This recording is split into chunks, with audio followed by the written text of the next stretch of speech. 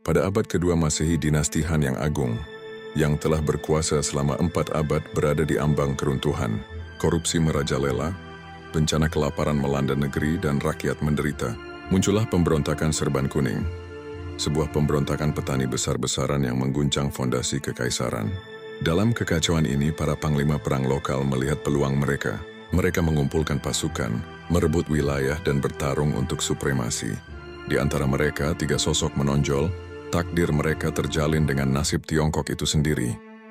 Cao Cao yang licik dan ambisius di utara, Liu Bei yang saleh, yang mengklaim keturunan kerajaan Han, dan Sun Quan yang muda dan pemberani, penguasa tanah selatan yang kaya. Cao Cao seorang ahli taktik militer yang tak tertandingi, dengan cepat menyatukan Tiongkok Utara, menyingkirkan saingan-saingannya dengan kekejaman dan efisiensi. Dia mendirikan negara Wei dan memegang Kaisar Han sebagai sandera, memerintah atas namanya. Di sisi lain, Liu Bei memulai perjalanannya sebagai seorang pengembara tanpa tanah. Namun, karismanya menarik para pejuang legendaris seperti Guan Yu dan Zhang Fei ke sisinya. Titik baliknya datang ketika dia 3 kali mengunjungi pondok jerami ahli strategi pertapa, Zhuge Liang, dan berhasil membujuknya untuk menjadi penasihatnya. Dengan bimbingan Zhuge Liang, Liu Bei akhirnya berhasil mendirikan basisnya sendiri, Kerajaan Shu. Sementara itu di selatan, Sun Quan mewarisi fondasi yang kuat dari ayah dan kakaknya, memerintah kerajaan Wu di sepanjang sungai Yangtze yang perkasa. Pada tahun 208 M, panggung diatur untuk salah satu pertempuran paling terkenal dalam sejarah.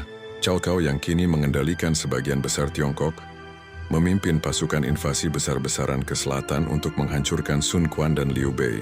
Menghadapi pemusnahan, kedua panglima perang yang lebih lemah itu membentuk aliansi.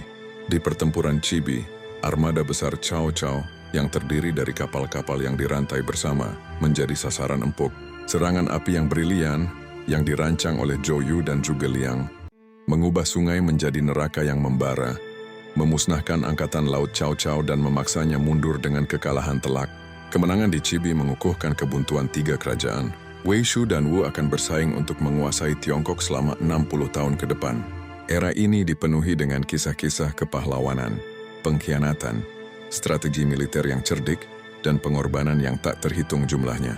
Namun konflik yang tak berkesudahan akhirnya memakan korban. Generasi pahlawan asli meninggal, dan negara mereka menjadi lemah karena perang internal dan kelelahan.